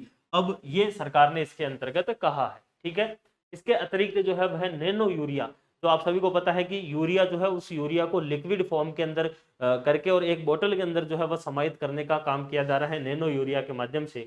तो नैनो यूरिया या फिर पेस्टिसाइड जो है उसका अगर छिड़काव किया जाता है तो उसके लिए भी जो है वह सरकार के द्वारा 2500 रुपए प्रति हेक्टेयर के हिसाब से जो है वह क्या दी जाएगी, आपके सब्सिडी दी जाने वाली है। ये आपके लिए इंपॉर्टेंट आ जाता है। नमो ड्रोन दीदी योजना आती है जिसमें 1000 महिलाओं का चयन किया जाएगा। ये आपको याद रखना है, 1000 महिलाएं जो कि आपके स्वयं सहायता समूह में जुड़ी हुई है, उन महिलाओं को अगर वो कृषि कार्य के लिए अगर ड्रोन खरीदना चाहती है तो उसमें सहयोग करेगी सरकार। बस इतना से ध्यान रखना है नमो ड्रोन जो आपके दीदी योजना है उसमें। और नैनो यूरिया के लिए 2500 रुपए अलग से मिलने वाले हैं। अगला आता है एग्री क्लिनिक्स, यानी कि एग्री के अंदर यानी कि एग्रीकल्चर के अंदर जो आपके क्लिनिक की अगर आवश्यकता पड़ती है तो सरकार के द्वारा ये कहा गया है कि हम जिला मुख्यालय के ऊपर क्या करेंगे, प्रत्येक जिला मुख्यालय के ऊपर हम जो है वह एग्री क्लिनिक जो है वह स्थापित करने वाले हैं। इस एग्री क्लिनिक का क्या उद्देश्य रहने वाला है, तो इसका उद्देश्य यही रहेगा कि इसमें एक तो सॉइल टेस्टिंग का काम होगा, यानी कि जो आपकी मृदा है उस मृदा का प्रशिक्षण जो एक प्रकार से आपके टेस्ट किया जाएगा कि उसमें कौन सी चीज की कमी है, कौन सी चीज ज्यादा है, एक तो यह काम किया जाएगा। दूसरा, फसलों से संबंधित जो भी जानकारी है वो उपलब्ध करवाई जाएगी। तो दो इसके अंतर्गत कार्य होने वाले हैं और इसके लिए जो है वह प्रस्तावित बजट जो है वह कितना रखा गया है, तो इसके लिए 21 करोड़ रुपए जो है वह आपके बजट रखा गया है। तो दो चीजें इसमें इंपॉर्टेंट आ जाती है। एग्री क्लिनिक जो है यह आपको पूछा जा सकता है, एग्री क्लिनिक इसको आपको लिखना है आरएस के अंदर, 15 शब्दों के अंदर आप इसको लिख सकते हैं। एग्री क्लिनिक का मतलब क्या हो गया, एग्री क्लिनिक का मतलब हो गया एक प्रकार से आपके कि एग्रीकल्चर से जुड़ी हुई जो भी आपके चीजें रहेंगी वो इस क्लिनिक के ऊपर की जाएगी। एग्री क्लिनिक हर डिस्ट्रिक्ट लेवल पर खोला जाएगा। दूसरी चीज, इसमें सॉइल की टेस्टिंग होगी और फसलों की जानकारी मिलेगी। तीसरी चीज, इसके लिए 21 करोड़ रुपए का बजट प्रस्तावित किया गया है। ठीक है, ये हो जाती है आपकी एग्री क्लिनिक। फिर आता है नॉलेज एनहेंसमेंट प्रोग्राम। नॉलेज यानी कि जो आपकी ज्ञान है उसको बढ़ाने के लिए जो है वह एक कार्य चलाया गया है, प्रोग्राम चलाया गया है, जो कि आपके कृषि क्षेत्र के अंदर किस प्रकार से आपकी नॉलेज को बढ़ाया जा सकता है। तो इसका जो फर्स्ट फेज है, जो इसका प्रथम चरण है, इसके अंतर्गत क्या क्या काम किया जाएगा, तो इसमें 100 जो आपके प्रगतिशील युवा कृषक हैं, इन 100 प्रगतिशील युवा कृषकों को क्या किया जाएगा, आपके प्रशिक्षण के लिए जो है वह क्या किया जाएगा, इजराइल भेजा जाएगा। ये इसके अंतर्गत कार्य किया जाएगा पहला। तो पहले चरण के अंदर 100 को भेजा जाएगा। आप ये संख्या जरूर ध्यान रखना है कि नॉलेज एनहेंसमेंट जो प्रोग्राम है, इस प्रोग्राम के तहत पहले फेज में कितने आपके जो युवा कृषक है उनको इजराइल भेजा जाएगा। क्योंकि इजराइल क्यों जाना जाता है, इजराइल बेसिकली एक मरुस्थलीय देश है जहां पर पानी की कमी है, लेकिन वहां पर जो आपके बूंद बूंद सिंचाई है, जो वहां का ड्रिप इरिगेशन है या फिर जो वहां की शुष्क जो कृषि है, उस कृषि के माध्यम से क्या किया जाता है, वहां पर खेती की जाती है और इतनी ज्यादा वहां पर सब्जी का उत्पादन होता है कि वो वहां से सब्जी को एक्सपोर्ट करता है यूरोप को। कौन करता है, इजराइल। तो इसलिए इजराइल की जो कंडीशन है वो राजस्थान से भी डाइवर्स है। तो इस वजह से राजस्थान में किस प्रकार से इजराइल की जो आपके एग्रीकल्चर का जो वहां का एक प्रकार से पैटर्न है उसको किस प्रकार से फॉलो किया जा सकता है, उसके लिए यहाँ के 100 किसानों को हर साल भेजा जाएगा इजराइल। वहां पर वो प्रशिक्षण लेंगे कि किस प्रकार से एग्रीकल्चर को यहाँ पर अच्छा किया जा सकता है। इसके अलावा ये तो 100 तो ये हो गए जो इजराइल जाएंगे स्पेशली। इसके अलावा 5000 जो युवा कृषक हैं उनको कहां पर भेजा जाएगा, उनको भेजा जाएगा देश के ही विभिन्न राज्यों के अंदर। जैसे मान लीजिए कि आप गुजरात भेज दिया या फिर मध्य प्रदेश भेज दिया, उत्तर प्रदेश, इस प्रकार से जो है वह मान लो आंध्र प्रदेश, तेलंगाना वगैरह, ऐसे 5000 को तो भेजा जाएगा भारत के ही अन्य राज्यों में और 100 युवा कृषकों को भेजा जाएगा स्पेशली इजराइल के अंदर। ठीक है, इसके अलावा वर्तमान में राजस्थान में जो आपके 9 सेंटर ऑफ एक्सीलेंस चलाए जा रहे हैं उनको 9 को बढ़ाकर 18 किया जाएगा। किस चीज के लिए, नॉलेज एनहेंसमेंट के लिए। यानी कि 18 जो है वह आपके क्या हो जाएंगे, अब सेंटर ऑफ एक्सीलेंस जो है वह कितने हो जाएंगे, 18 हो जाएंगे, 18 हो जाएंगे। ठीक है, तो ये आपके इसके अंतर्गत आते हैं, इंपॉर्टेंट है, थोड़ा सा आपको इसको ध्यान रखना है। अगला आता है एग्री स्टेक। एग्री स्टेक देखो इसको थोड़ा इंपॉर्टेंट लगा लो आप, इसमें से ये जो चीजें ना ये आपके लिए एग्जाम के अंदर इंपॉर्टेंट है।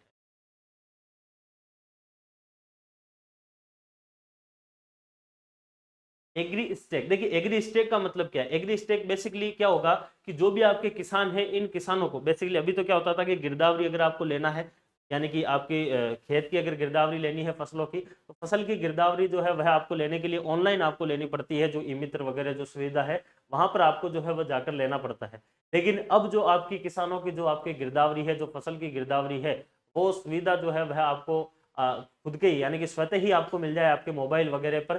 तो वो एक तो इसके अंतर्गत काम किया जाएगा। ये कार्य जो है वह आपके क्या होने वाला है, इसके अंतर्गत एग्री स्टेक के अंदर किया जाएगा। बाकी जो है ये एक काम इसके अंतर्गत रखा गया है। ठीक है, ये यहाँ पर मिस्टेक है, बाई मिस्टेक इसके अंतर्गत आ गया है। के अंदर जो है वह ये दो चीजें जो है वह इंपॉर्टेंट जो है वह इसके अंतर्गत आती है और ये चीजें इसके अंदर की जाएगी कि आपको जो स्वतः फसल की गिरदावरी जो है वह उपलब्ध करवाने की सुविधा इसके अंतर्गत रखी गई है। अगला देखिए सहकारिता एवं कृषि विपणन। सहकारिता एवं कृषि विपणन की अगर अपन बात करें, यानी कि वापिस वही बात आ रही है किस चीज की, आपके कोऑपरेटिव की बात आ रही है और आपके कृषि विपणन की यानी कि एग्रीकल्चर मार्केटिंग की बात आ रही है, तो उसके लिए जो है वह किस प्रकार से क्या क्या काम होता है वो आप देखिए। सबसे पहले आता है भूमि सुधार के लिए सहकारी बैंक, यानी कि भूमि के अंदर अगर सुधार करना चाहता है किसान, तो उसके लिए जो है वह क्या क्या बैंकिंग सुविधा है वो आपके सामने एक बार देख लेते हैं। देखिए सबसे पहले भूमि सुधार के लिए, भूमि सुधार के लिए अगर किसान के द्वारा कौन सा ऋण लिया जाता है, दीर्घकालीन अगर ऋण लिया जाता है, तो ऐसी कंडीशन में उसका दायरा 50 करोड़ से बढ़ाकर कितना कर दिया गया है, 100 करोड़ करने का जो है वह प्रस्ताव रख दिया गया है। देखो ये इंपॉर्टेंट है, इसमें थोड़ा सा आपको ध्यान देना है कौन कौन सी चीजें इसमें इंपॉर्टेंट। देखिए सबसे पहली चीज तो इसमें ये इंपॉर्टेंट आती है कि जो आपके दीर्घकालीन जो ऋण है, इन ऋणों को कितना कर दिया गया है, अब 50 करोड़ से बढ़ाकर जो है वह कितना कर दिया गया है, 100 करोड़ रुपए कर दिया गया है। पहली चीज तो इसमें ये ध्यान रखनी है। दूसरा, आपको समय से जो आपके अगर ऋण कोई चुका रहा है, तो समय से चुकाने के ऊपर उसको 2% अतिरिक्त जो है वह ब्याज का अनुदान, यानी कि ब्याज के अंदर 2% की छूट मिल जाएगी अगर वह टाइम टू टाइम ऋण चुका रहा है तो। तीसरी चीज, जो दीर्घकालीन जो सहकारी आपके अकृषि ऋण है, अकृषि का मतलब नॉन फार्मिंग, यानी कि जो कृषि क्षेत्र के अंदर अगर काम नहीं ले रहा है उस पैसे को, तो ऐसी कंडीशन में उसको 5% ब्याज का अनुदान दिया जा सकता है। ये आपके इसके अंतर्गत रखे गए हैं। देखो सहकारिता के अंदर कौन कौन सी चीजें जो है वह रखी गई है, तो एक तो ये आप जरूर ध्यान रखना है, ये प्रश्न बन सकता है कि दीर्घकालीन ऋणों के लिए जो है वह 50 करोड़ के दायरे को बढ़ाकर 100 करोड़ कर दिया है। दूसरा प्रश्न, अगर समय पर अगर आप ऋण चुकाते हैं तो आपको 2% का अतिरिक्त जो है वह ब्याज के अंदर छूट मिल जाएगी। तीसरी चीज, अगर आपने दीर्घकालीन ऋण जो है वह नॉन फार्मिंग यानी कि अकृषि कार्य के लिए लिया गया है, जिसमें आप कृषि में यूज में नहीं लेंगे, तब आपको 5% ब्याज की अनुदान जो है वह इसमें प्रस्तावित रखा गया है। इसके अलावा जो है वह कुछ और कार्य किए गए हैं सहकारिता के द्वारा, जिसमें 500 जो है वह नए क्या बनाए जाएंगे, फार्मर प्रोडक्ट ऑर्गेनाइजेशन जो है वह बनाए जाएंगे। तो ये आपको जरूर ध्यान रखना है कि बजट के अंदर जो है वह कितने नए एफपीओज जो है इसकी घोषणा की गई है, यानी कि फार्मर प्रोड्यूसर ऑर्गेनाइजेशन जो है उसकी कितनी घोषणा की गई, तो 500 ये घोषणा की गई है। इसके अलावा अगर अपन बात करें तो 150 यानी कि 150 जो है वह ग्राम सेवा सहकारी जो समितियां हैं जो कि आपके भंडारण का काम करेगी, उसकी जो है वह घोषणा की गई है। 100 से 500 मीट्रिक टन की इनकी क्षमता का निर्माण किया जाएगा, जहां पर जो है इन भंडारण क्षमता के अंदर 100 से 500 मीट्रिक टन तक जो है वह क्या हो सकता है, माल स्टॉक हो सकता है। इस प्रकार के गोदामों का इसमें निर्माण किया जाएगा। तो इसमें इंपॉर्टेंट ये वाला है, ये ध्यान रखना है एफपीओज कितने बनाए जा रहे हैं। दूसरा आपको ये ध्यान रखना है दीर्घकालीन ऋण के लिए कितना ऋण बढ़ा दिया गया है। इसके अलावा कुछ नवीन मंडियों की जो है वो घोषणा की गई है बजट के अंदर। देखिए कौन कौन सी मंडियां हैं जो आपके एग्जाम के दृष्टिकोण से मेरे हिसाब से सबसे इंपॉर्टेंट प्रश्न अगर इस चैप्टर का है तो वो यहीं से बनेगा, नवीन मंडियों की स्थापना, जो आपके वनडे एग्जाम के लिए सबसे इंपॉर्टेंट प्रश्न है। डायरेक्टली आपको पूछा जाएगा कि राजस्थान में कौन सी मंडी है और कहां पर बनाई गई है। जैसे देखिए कृषि मंडियों की अगर अपन बात करना चाहें तो रामगढ़ पचवारा जो मंडी है यह कहां पर घोषणा की गई है, तो यह लालसोट दौसा के अंदर घोषणा की गई है। इसी प्रकार से नसीराबाद के अंदर अजमेर में जो है वह कृषि मंडी बनाई जाएगी। इसी प्रकार से पीपलू टोंक के अंदर जो है वह कृषि मंडी बनाई जाएगी। तो ये आपकी कृषि मंडियों की घोषणा की गई है, रामगढ़ पचवारा के अंदर है, नसीराबाद में है, पीपलू के अंदर है। 3 कृषि मंडियों की तो ये घोषणा की गई है। इसके अलावा भी अन्य मंडियां हैं, जैसे कि फूल मंडी की घोषणा की गई है, जो कहां पर है, जमुआ रामगढ़ जयपुर के अंदर है फूल मंडी। इसके अलावा फूल व सब्जी मंडी की घोषणा की गई है। ये फूल मंडी है, ये फूल और सब्जी दोनों है इसके अंदर, वो आपके कहां पर है, जहाजपुर शाहपुरा के अंदर है, शाहपुरा डिस्ट्रिक्ट बना दिया तो वहां पर है। इसी प्रकार से फल और फूल की जो मंडी है ये आपके सादड़ी के अंदर है, पाली में। इसी प्रकार से गाजर मंडी जो है यह आपके श्री गंगानगर के अंदर सादुल शहर के अंदर घोषणा की गई है। इसी प्रकार से एक और जीरा मंडी, देखो जीरा मंडी 3 है, बाड़मेर में है, इसके अलावा जोधपुर में है और मेड़ता नागौर में है। अभी चौथी जो है वह जीरा मंडी की घोषणा की गई है जैसलमेर के अंदर, ठीक है। इसी प्रकार से लहसुन मंडी जो है यह आपके 12 के छिपा बड़ौद के अंदर थी, लेकिन अब इसकी घोषणा एक और कर दी गई है। अगली जो आपके लहसुन की मंडी बनेगी वो मनोहर थाना झालावाड़ में बनने वाली है। इसके अलावा फूड पार्क की भी घोषणा की गई है, जो कि आपके भुसावर भरतपुर के अंदर जो है वह फूड पार्क बनाया जाएगा। इसके अलावा फूड प्रोसेसिंग पार्क की घोषणा की गई है, यह आपके भरतपुर में बनेगा। तो वनडे एग्जाम के अंदर इनमें से कोई सा भी प्रश्न जो है वह आपके लिए बन सकता है, इनको तो आपको बस रटना है। ये ध्यान रखना है कि पहले जहां पर मंडी थी उसी के आसपास होगी। जैसे कि लहसुन मंडी 12 में है तो पास में झालावाड़ में घोषणा कर दी, जीरा मंडी बाड़मेर में है तो जैसलमेर में घोषणा कर दी, गाजर मंडी जो है वो गढ़साना में है तो सादुल शहर में और घोषणा कर दी, ठीक है ना। इस प्रकार से आपको मोटा मोटा इनको ध्यान रखना है। उसके बाद में अगली चीज आती है आपके ई मंडी जो आपके प्लेटफॉर्म है, ई मंडी का मतलब हो गया इलेक्ट्रॉनिक, यानी कि ऑनलाइन जो है वह क्या हो जाएगी, मंडी हो जाएगी। वहां पर क्या है, एक प्रकार का प्लेटफॉर्म बनाया गया है और सीधे कृषक जो है वह क्या कर सकते हैं, खेत से ही क्या कर सकते हैं, कृषकों के खेत से ही सीधी की सीधी जो है वह खरीद कर सकते हैं ई मंडी प्लेटफॉर्म के माध्यम से। इसके अलावा एक नवीन जो है, ये इंपॉर्टेंट है, थोड़ा सा ध्यान रखना है, नवीन कृषि मंडी यार्ड जो है उसकी घोषणा की गई है। कहां पर, तिजारा के अंदर नवीन कृषि मंडी यार्ड बनाया जाएगा, जो कि खेड़तल, तिजारा खेड़तल जो आपके डिस्ट्रिक्ट है उसके अंदर। इसके अलावा आपके एग्रो प्रोसेसिंग जो आपके प्लांट है वो यहाँ पे मैंने बता ही दिया है, भरतपुर के अंदर जो है वह भुसावर के अंदर इसकी घोषणा की गई है। ये फूड पार्क है, ये food processing park, food processing जो प्लांट है ये आपके भरतपुर के अंदर है। वो बेसिकली ये दोनों एक ही है, ये दोनों जो चीजें हैं ये दोनों एक ही है, फूड पार्क कह लो या फिर फूड प्रोसेसिंग पार्क कह लो, ये भरतपुर में ही है, ये दोनों एक ही है, तो वो भुसावर ही ठीक है यहाँ पर, ठीक है, भुसावर भरतपुर। ये देखिए कुछ प्रसंस्करण इकाइयों की घोषणा की गई है, यानी कि जहां पर बेसिकली इन चीजों को प्रसंस्कृत करके और इनसे कोई नया प्रोडक्ट बनाकर जो है वह मार्केट में लाया जाएगा। जैसे कि अगर सरकार चाहती है कि अमरूद जो है, अब आप सभी को पता है कि अमरूद की जो मंडी है वह राजस्थान में कहां पर है, सवाई माधोपुर में है, ठीक है ना। मिर्च की मंडी कहां पर है, टोंक में है, लेकिन सबसे ज्यादा मिर्च का उत्पादन सवाई माधोपुर में होता है। आंवला जो मंडी है यह आपके जयपुर में है, लेकिन आंवला के लिए भी सवाई माधोपुर, यानी कि 3 ऐसी फसलें हैं जिसमें अमरूद, आंवला और मिर्च है, जिनका प्रयोग क्या किया जाएगा, सवाई माधोपुर के अंदर प्रसंस्कृत इकाई स्थापित करेंगे।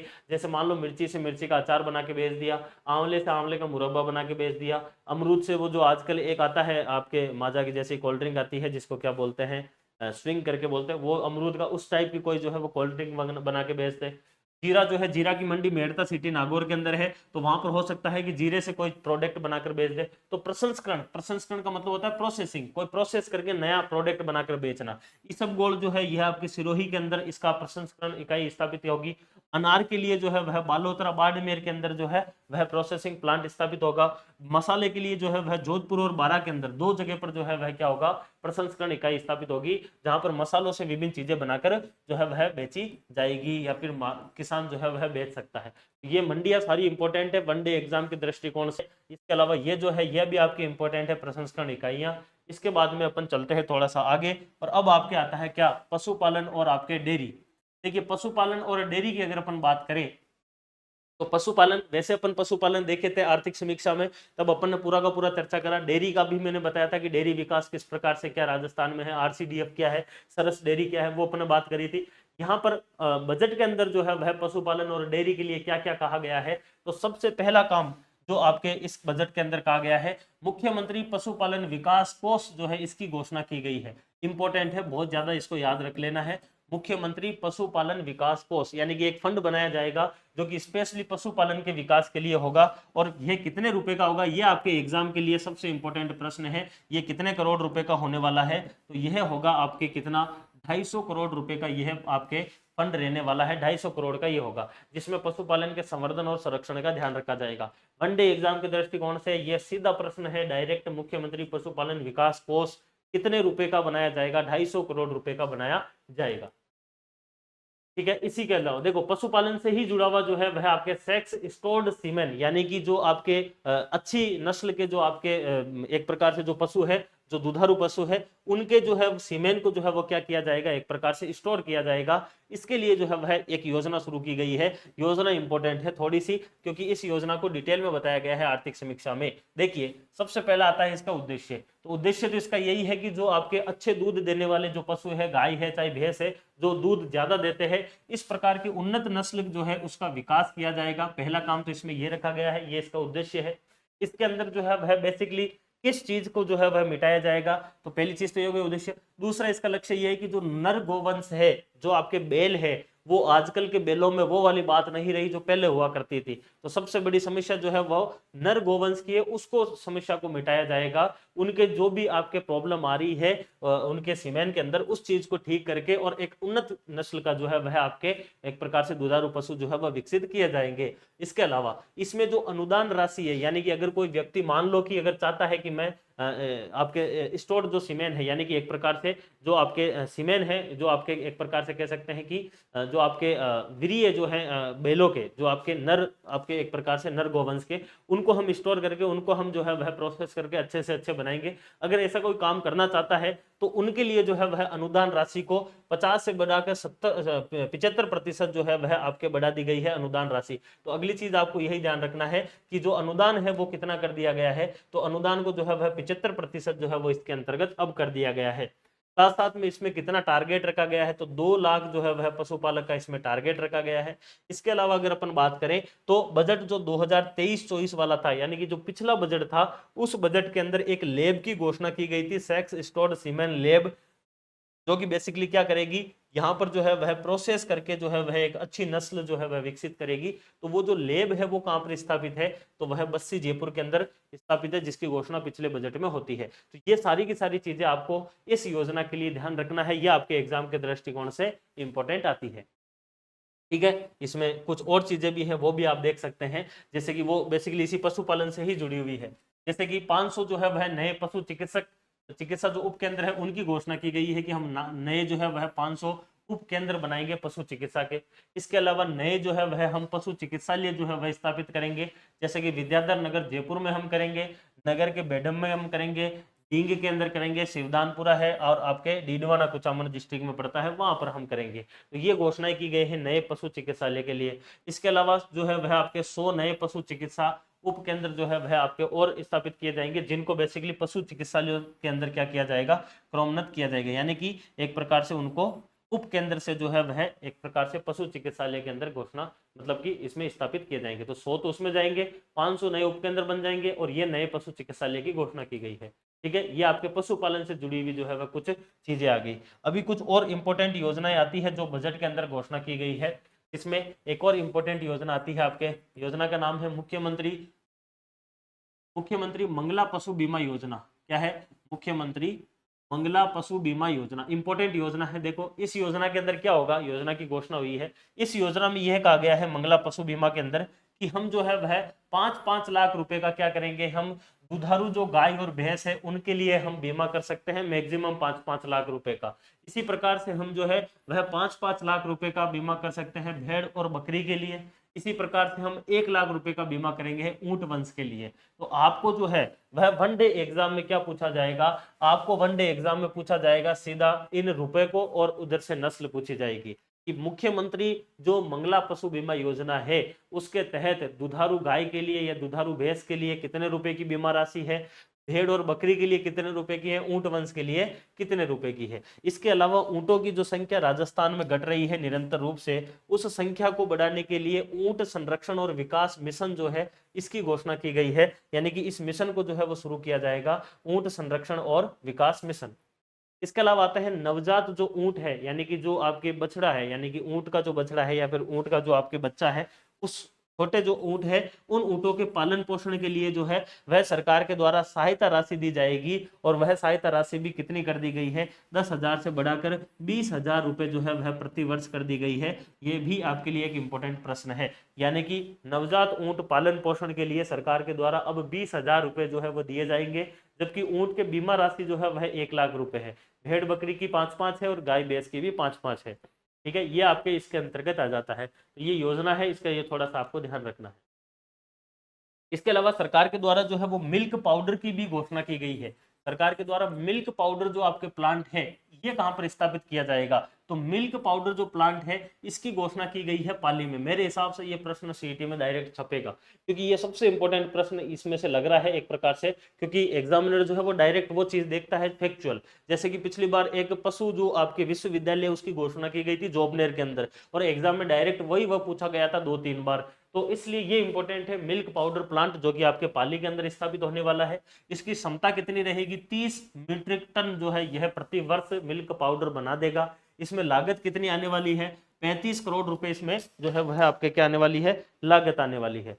इसके अलावा अगर अपन बात करें तो एक जो है वह गायों के लिए कैटल फीड प्लांट जो है वह कोटा में भी स्थापित किया जाएगा।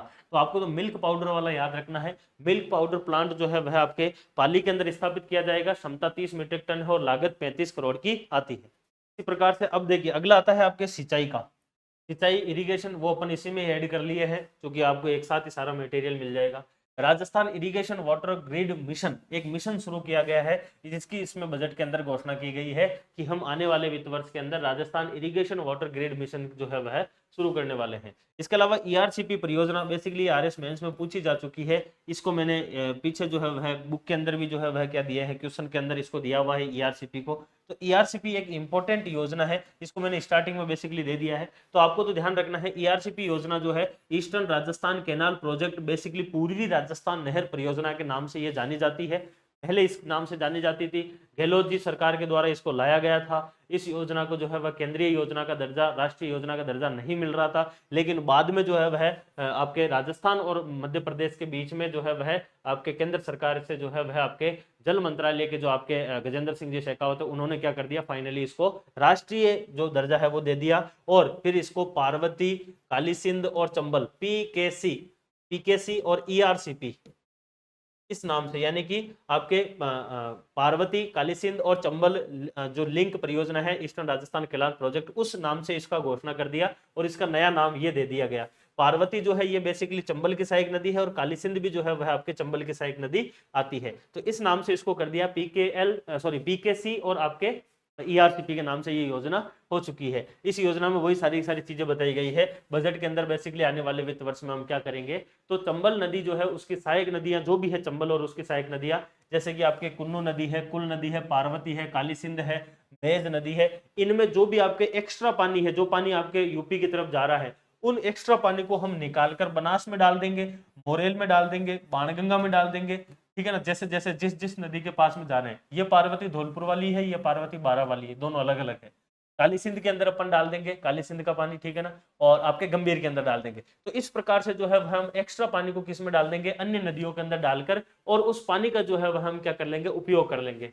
ये इसके अंतर्गत लक्ष्य रखा जाता है। और पीकेसी ईआरसीपी इसका नया नाम कर दिया गया है, राष्ट्रीय योजना का दर्जा दे दिया गया है। और प्रथम चरण के अंदर, फर्स्ट फेज के अंदर क्या क्या काम किया जाएगा वो आपके लिए अब ये इंपॉर्टेंट है। ये आप सारे के सारे बांध याद रख लेना है कि कौन सा बांध कहां कहां पर है। जैसे देखिए, सबसे पहला आता है आपके रामगढ़ व महलपुर जो बैराज है, ये कहां पर है, अगर आपको एग्जाम में पूछा जाए तो 12 में है।